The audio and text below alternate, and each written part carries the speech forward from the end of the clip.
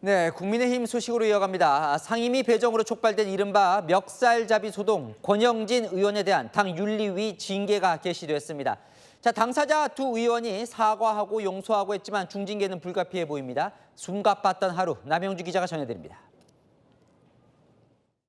국회 상임위 배정에 항의하다 정점식 원내대표의 멱살을 잡은 권영진 의원 소동 나흘째. 이른 아침 정 원내대표가 기자들 앞에 섰습니다. 제 개인의 문제가 아니라 보수 대표정당 국민의힘의 문제입니다. 보수의 품격과 당의 질서를 바로잡는 그런 계기가 되어야 된다고. 폭력 사태를 좌시하지 않겠다고 확인한 겁니다.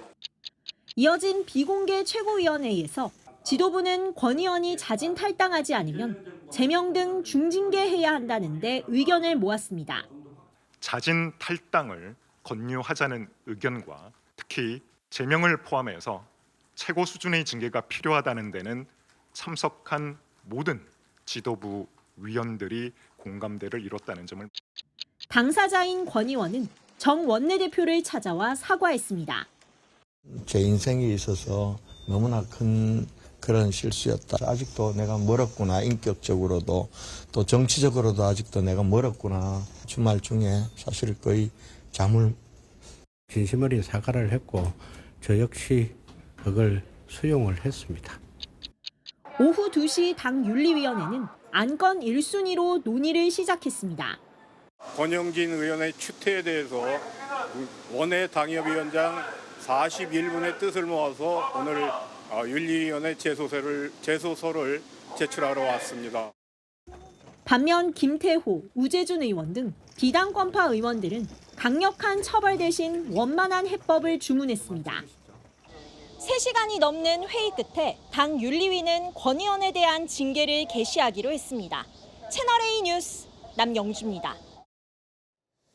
오늘 징계가 개시된 국민의힘 의원이 2명 더 있는데요. 조경태, 진종호 의원입니다.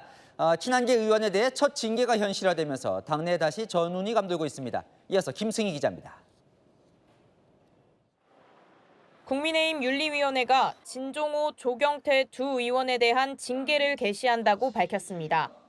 구체적인 징계 개시 이유를 밝히진 않았지만 진 의원에 대해선 한동훈 무소속 의원의 부산 북갑 보궐선거를 지원했다는 이유로 징계 요청서가 접수된 바 있습니다.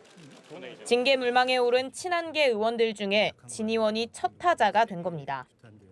육선 조경태 의원은 당내 부의장 경선 결과에 불복해 민주당 의원들에게 박덕흠 국회부의장 낙선을 종용했다는 이유로 제소됐습니다. 조 의원은 채널A와의 통화에서 바른말 하는 사람을 징계하는 것 자체가 어불성설이라며 징계받을 사람은 내가 아닌 부정선거를 말하는 장동혁 대표라고 반발했습니다. 한 친한계 의원도 당 윤리위가 제대로 가동되는지도 알기 어려운 상황에서 징계를 하는 게 맞냐고 반문했습니다. 채널A 뉴스 김승희입니다. 민주당 전당대회는 지금부터는 실전입니다. 이번 주말부터 충청을 시작으로 3주간 전국을 돌면서 이 주말마다 결과가 발표되는 이 경선 결과 차곡차곡 쌓입니다. 기선을 제압하기 위해 첫 시작 충청지로 당대표 후보들이 몰려갔습니다. 서로 승리를 자신하며 불을 뿜었습니다. 신희철 기자입니다. 신천지 개입 의혹은 근거 없는 해당 행위라며 비판을 이어간 정청래 전 대표. 저는 당을 공격했고 당원들을 공격했다 이렇게 생각합니다. 신천지가 조직적으로 개입해서 전당대회에 영향력을 행사했다고 한다면 이것은 위헌 정당. 김 전 총리는 정 전 대표가 오히려 신천지 개입 경고를 해당 행위로 몰아가고 있다며 불쾌감을 드러냈습니다. 바보 궤변입니다. 계엄 경고하면 계엄 정당입니까? 불조심 외치면 방화입니까? 김 전 총리는 이중당적과 비자발적 입당 문제를 30일 이내에 자율 정리하자고 당 지도부에 제안했습니다. 신천지 논란이 계속되는 가운데 당권 주자들은 충청권 권리당원 투표를 하루 앞둔 오늘 일제히 충청으로 달려갔습니다. 정 전 대표는 SNS 글을 통해 충청이 낳고 대전이 키운 충청의 아들이라며 충청의 민심을 보여달라고 호소했습니다. 정 전 대표 측은 상승세를 타고 있다면서 대세론을 이어가 과반 득표로 승리할 것이라고 자신감을 드러냈습니다. 아침 일찍 충청으로 달려간 김 전 총리는 자신이 우세한 상황이라며 견제구를 날렸습니다. 여론조사 눈속임도 물거품이 될 것입니다. 민주당 지지층 1위 당대표는 한 번도 바뀐 적이 없습니다. 두 후보와 마찬가지로 충청을 찾은 송영길 의원, 정 전 대표가 연임하면 여당의 악재가 될 것이라고 직격했습니다. 정청래 후보와 그 주변의 모습이 만약에 당의 대표가 될 리도 없겠지만 그렇게 된다면 대통령은 레임덕에 빠지게 되고 당청 간의 갈등은 심각해질 것이다. 이렇게. 채널A 뉴스 신희철입니다. 지난 지방선거 당시 선관위가 투표자 수를 이렇게나 많이 수정한 것으로 나타났습니다. 6천 명이 넘는 오차가 발생한 경우도 있었다는데요. 오늘부터 선거 소청 심사가 시작이 됐는데 장동혁 국민의힘 대표 직접 나가 재선거를 주장했습니다. 손인혜 기자입니다. 6.3 지방선거 당일 중앙선관위가 투표자 숫자를 수정한 사례가 최소 72건인 것으로 확인됐습니다. 전국 투표소 최소 56곳에서 투표자 수 집계가 틀렸다는 걸 뒤늦게 파악하고 다시 고친 겁니다. 인천 검단의 경우 6천 명이 넘는 오차가 발생했는데 수정 사유로 집계 뒤 저장했지만 투표수가 상이함으로 기록돼 있습니다. 경기 군포에선 아침 7시 투표자 수가 12시간 뒤에 수정됐는데 투표자 수 수정으로만 사유가 적혀 있었습니다.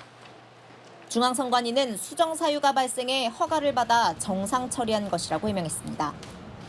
장동혁 국민의힘 대표는 재선거 사유라고 주장했습니다. 선거 조작의 실체가 드러나고 있습니다. 이번 지방선거는 무효이고 재선거가 필요하다고 봅니다. 장 대표는 오늘부터 시작된 중앙선관위 소청심리변론에 직접 나섰습니다. 서울, 경기, 인천 등 투표용지 부족 사태가 벌어진 지방선거 결과는 무효라는 주장을 한 것으로 전해집니다. 선거 무효 여부는 다음 달 중순쯤 나올 것으로 보입니다. 채널A 뉴스 손희애입니다. 이재명 대통령이 남미 첫 순방 국가인 브라질에 도착했습니다. 이 브라질이 우리 군에 납품할 이 대형 수송기를 타고 직접 점검했습니다. 브라질리아 현지에서 이동훈 기자가 보도합니다. 브라질리아 공군기지 트럼펫 연주로 국빈 방문한 이재명 대통령 내외를 환영합니다.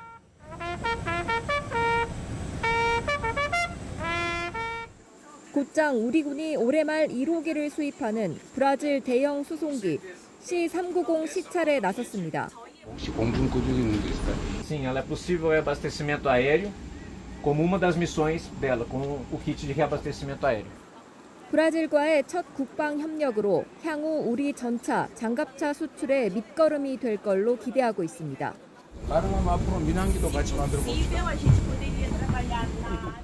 현지에서 수송기 인도 교육을 받고 있는 공군 장병 사열도 받았습니다.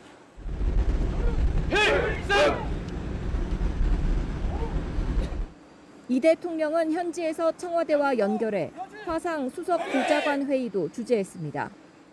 이 대통령은 현지 시각 내일 룰라 브라질 대통령과 정상회담을 합니다. 브라질이 히토류 매장량 세계 2위 국가인 만큼 경제 협력을 집중 논의할 전망입니다. 브라질리아에서 채널A 뉴스 이동훈입니다.